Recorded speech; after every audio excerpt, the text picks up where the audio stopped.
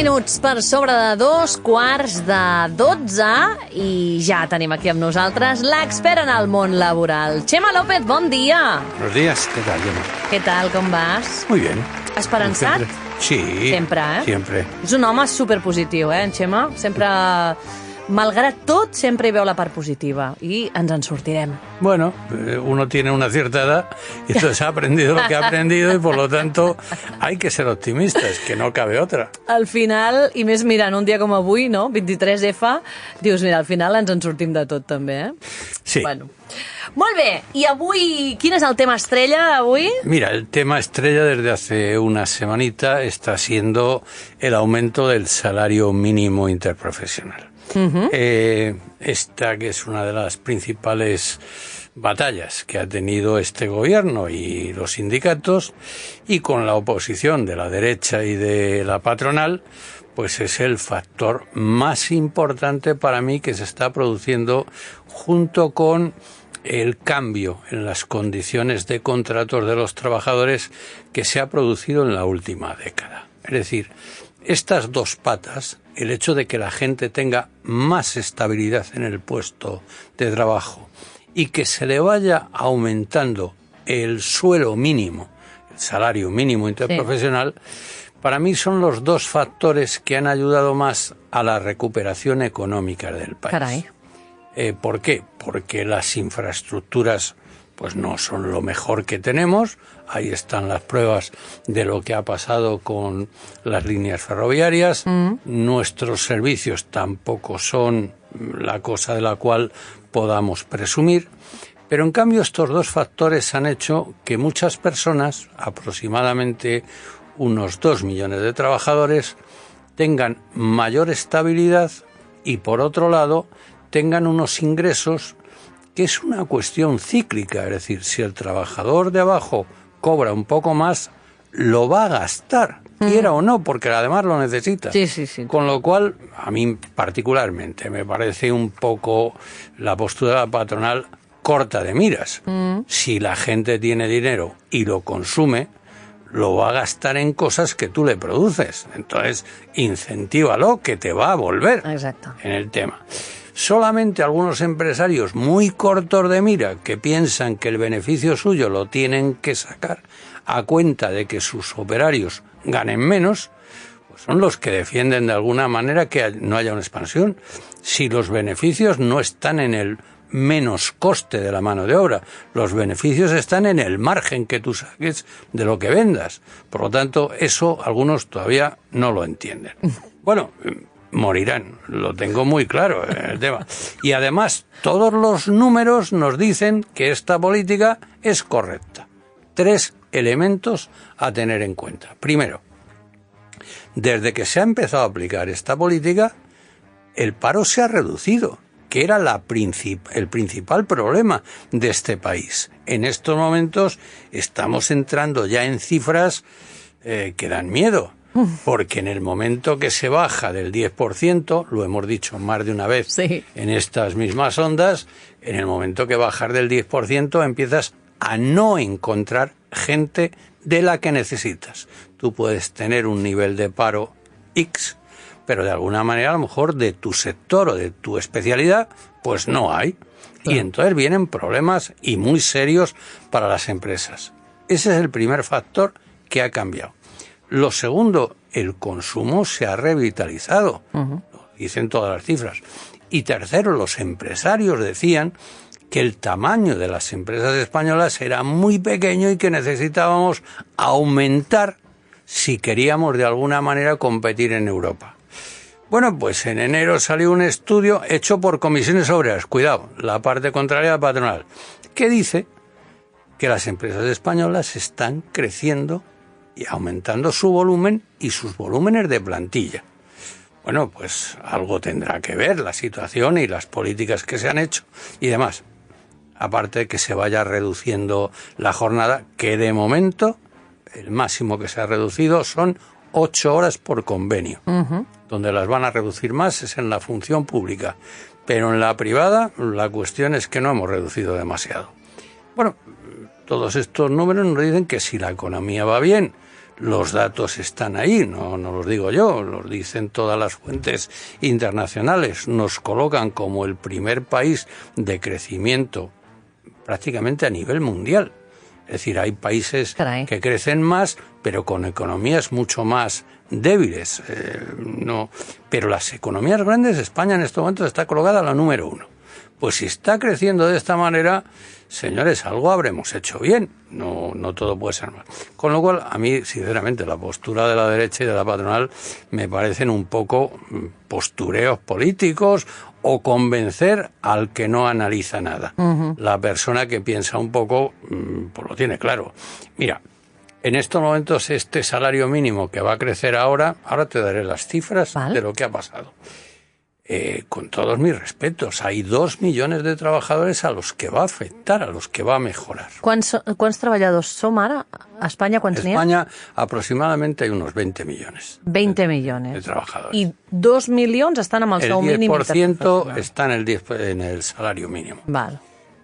Mira, te puedo decir que el salario mínimo tiene 2 motivaciones para crecer. Uno es un intento de adecuarse a la normativa europea. La normativa europea dice que las franjas en las que tiene que estar el salario mínimo es aproximadamente el 60 al 70% de los mínimos de convenio. Entonces estamos en estos momentos, del salario medio que tienen los convenios. Uh-huh. En estos momentos nosotros estamos en el 60 aproximadamente, es decir, que hemos empezado a tener la frontera de estar colocados bien. Por número, es decir, hay países que tienen un salario mínimo muy superior. El más alto, Luxemburgo, 2.700 euros cada mes. Wow. En España estamos en 1.424 con el último incremento.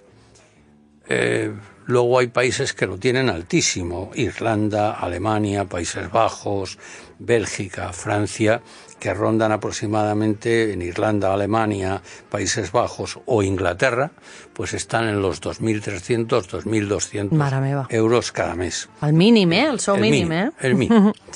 Francia está en 1.823, es decir, ya no estamos tan lejos. Estamos en estos momentos el 7º de los países de la Unión Europea y el 8º si computamos también el Reino Unido, Inglaterra, que está en 2.200 aproximadamente, que seríamos el 8º de la zona europea. Sí.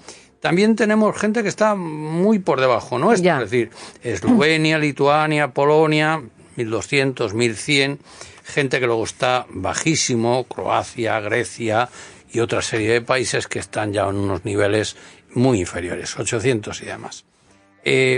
España estaba hace 10 años en 600 y pico. Mare meva. Es decir, el salario mínimo era 655 en 2016.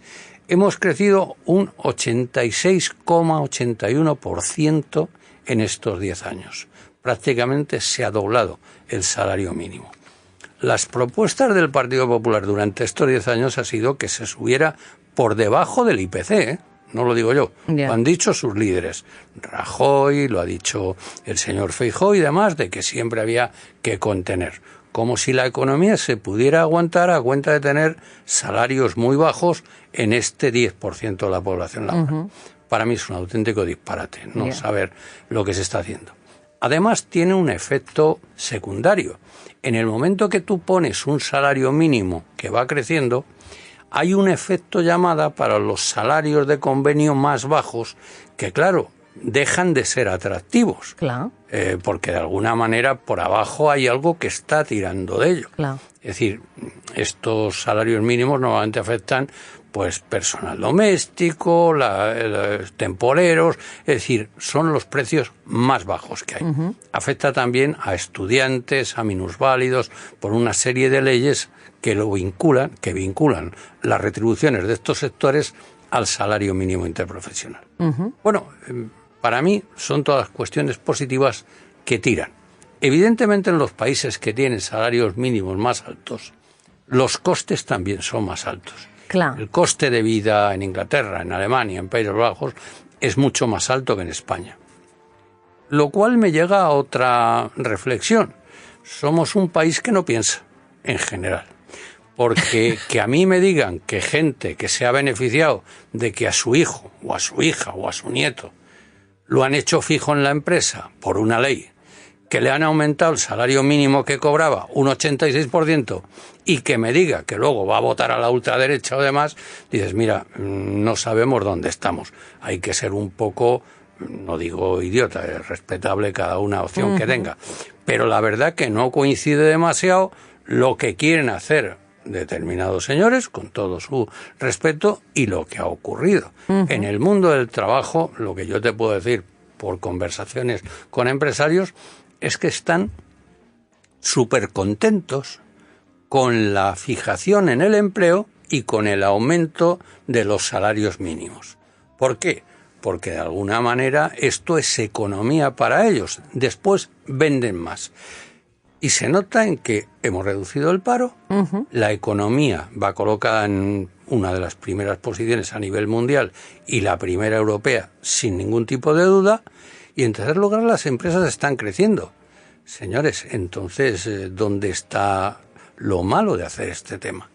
También tengo que decir que contra el 3% que se ha aumentado aquí, pues que se den una vuelta o que lean los periódicos de lo que han hecho en Alemania o en Inglaterra, donde las subidas del salario mínimo han sido del 8 y del 12%.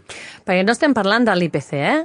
No. A part, ¿eh? L'IPC també puja. El IPC ha subido, pero el salario mínimo, en este caso, ha subido... Es una pujada a part. Prácticamente, no.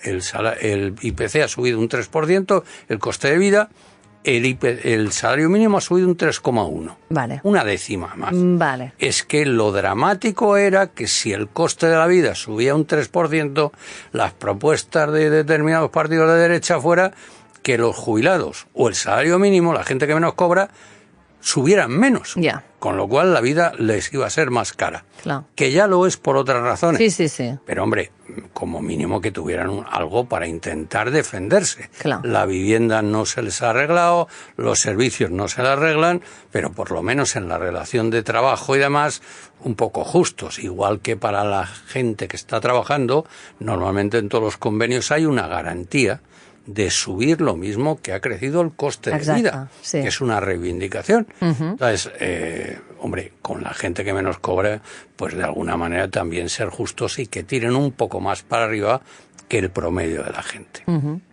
Curiosamente, durante muchos años hemos estado haciendo las cosas al revés. Lo que han crecido son los salarios de los altos directivos. A la estadística me remito, en el tema. Cualquiera puede mirar lo que cobraba un director general hace 20 años y lo que cobra en estos momentos. No tiene ni comparación.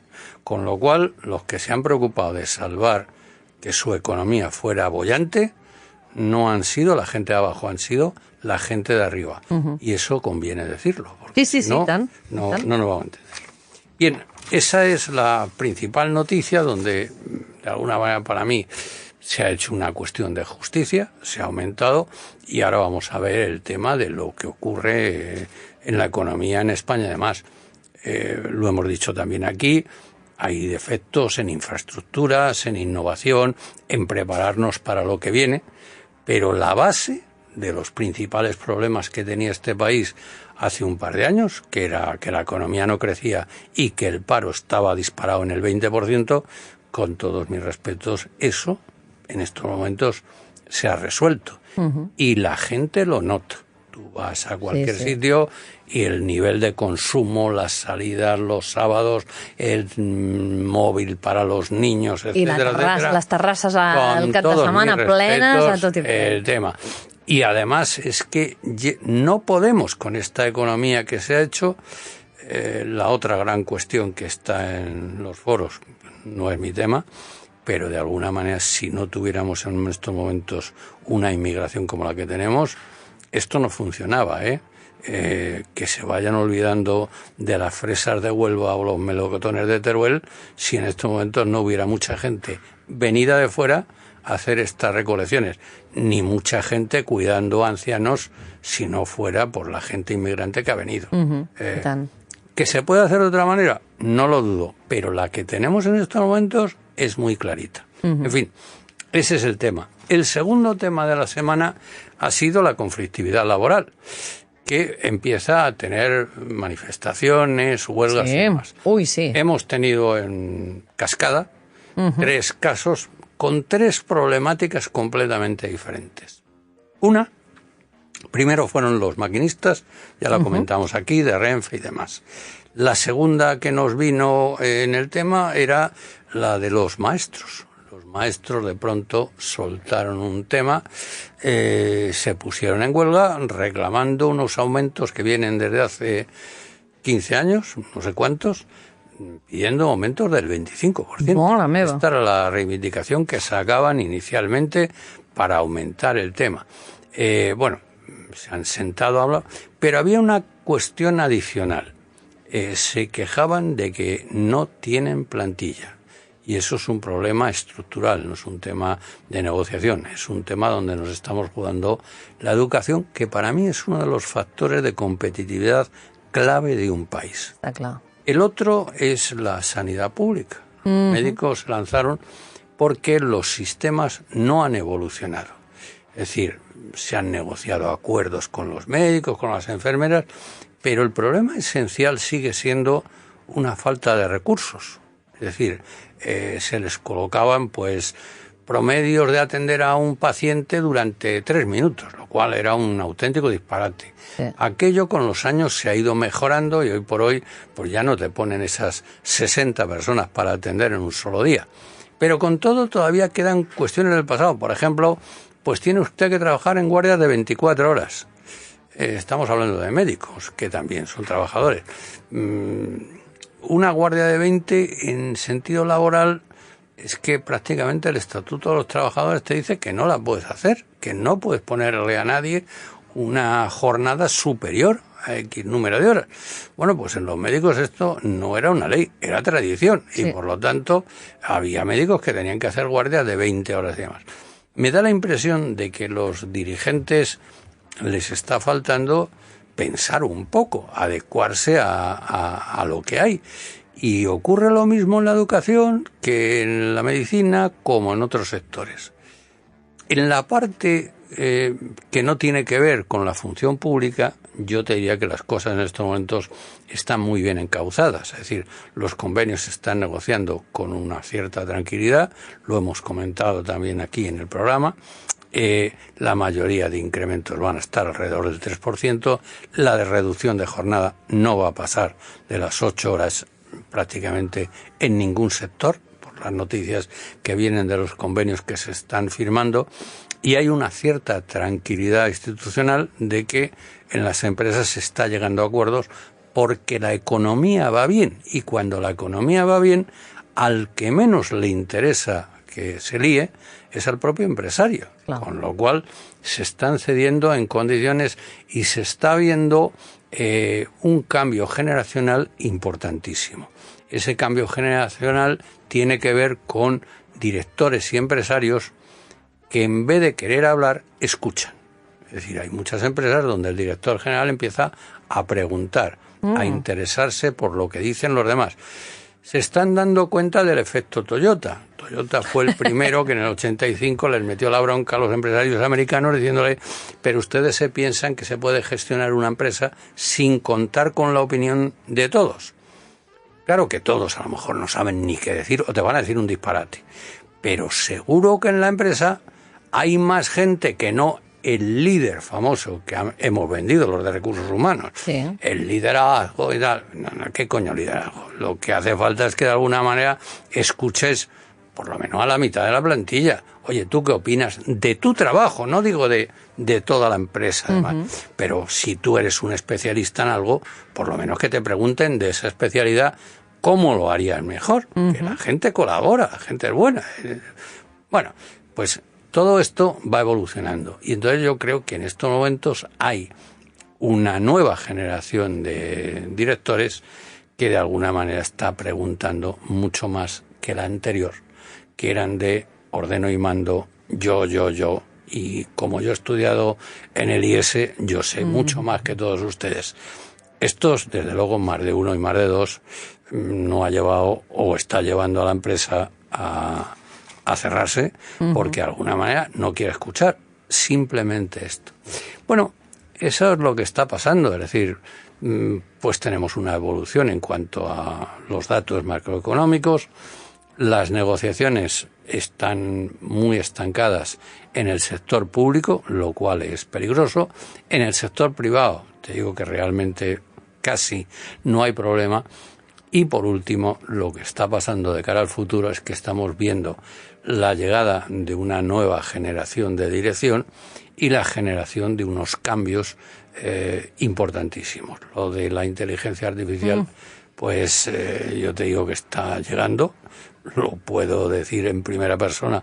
Hoy mismo me acaban de encargar un proyecto ya de inteligencia artificial, ¡ostras! Con lo cual yo me tengo que reciclar. Te vas a poner las pilas, ¿no? Pues mira, los que somos juniors, pues nos ponemos en este tema y decimos, pues hay que pensar de otra manera, tienes que empezar a pensar de manera diferente porque lo que teníamos no nos vale, hay que ir a una cosa nueva.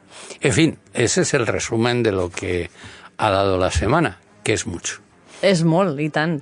I acabem amb aquest exemple del mateix Txema, amb un nou projecte d'IA, no? D'intel·ligència artificial, que tu dius, bueno, pues tu, sí. O sigui, expert en això no és, però en canvi t'han encarregat un projecte d'això i ara t'hi posaràs. Claro, no, yo no voy a dejar perderme esta oportunidad, por favor. Antes de los 80 yo tengo que estar metido en esto. A mí me está viniendo este mundo que está cambiando inteligencia artificial y hace una semanita, me cedo, pero te lo cuento, me llaman y me dicen, oye, queremos hacer un proyecto de inteligencia artificial para un tema que es de lo mío, clasificación de puestos de trabajo. Ah, molt bé. Venga, ponte en el tema y demás y tal. Tú estarías interesado porque sabíamos que te estabas jubilando y demás, tal. Esta mañana me llaman. Oye, somos esta empresa, queremos contar contigo, tú podrías hacerlo y tal. Claro, por favor. Hombre. Pues adelante con ello y, oye, no, lo confieso, no tengo ni idea de cómo lo voy a hacer. Però que lo voy a hacer y voy a aprender un montón, segur. Meravellós, això.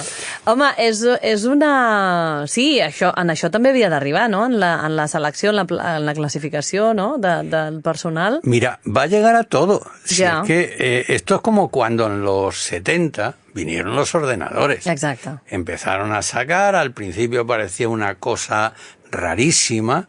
Yo todavía me acuerdo la primera persona que me habló de que había conocido una cosa que era una especie de red de conexión entre las universidades. Me estaba hablando del precedente de Internet. Correcto. Y todavía me acuerdo de este caso. Con los ordenadores nos pasó lo mismo. Va a venir una nueva tecnología, comunicación y demás. Al principio estábamos todos de qué leche nos están hablando y demás. Y hoy día cualquiera lo maneja, ya es parte de nuestras vidas. I tant. Con la inteligencia artificial va a pasar lo mismo. Ya nos han llegado los augurios diciendo, va a destrozar miles de puestos de trabajo. Sí. Bueno, sí. No les hagamos mucho caso. Vale, m'agrada que esto ya lo hemos vivido. También exacto. con los ordenadores, si van a cerrar miles de empresas, veritat. no es verdad. Tens raó. Al final llegará a la vida común de cada vecino, cada persona. ¿Y qué hay que hacer? Pues abrir la mente, aprender, absorber todo lo que podamos, enterarnos de todo bien y utilizarlo. No hay más.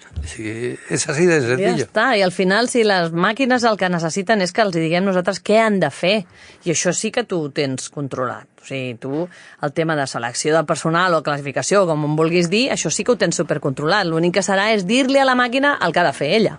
Claro. Tal cual. El tema. Mira, en la radio, por ejemplo, os va a venir en el tema. Igual que nos va a venir a nosotros, en todos los sectores. Hay algunos que están mucho más avanzados. Medicina, por ejemplo. Sí. El comercio, los supermercados.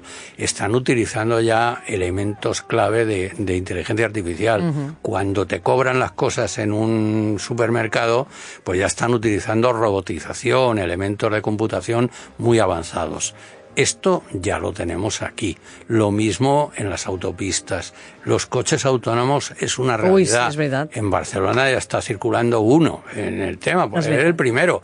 Dentro de poco habrá miles. Y además con más seguridad que conduciendo a los humanos. Esto está clarísimo. En el resto de profesiones yo te digo que va a ir llegando. A mí puedo decir que me ha llegado ya. I entonces jo me voy a poner a trabajar sobre esto. ¿Qué le voy a hacer? No, és el que hi ha i a nosaltres ens anirà molt bé perquè ens aniràs explicant totes les coses que vas descobrint i serà xulo, no? Sí, senyor. Molt bé. Doncs així està el panorama ara mateix, ja ho veieu. Sobretot esperança i positivisme, que és una de les coses que sempre, cada setmana, extraiem de les conclusions d'en Chema López. Chema, t'esperem la propera setmana? Aquí estaremos. Que vagi molt bé, gràcies. Gràcies. Adéu. Hi ha altres programes per escoltar, però aquest és l'únic en el que pots reconèixer algú. La companyia, fet a Ràdio Santa Perpètua.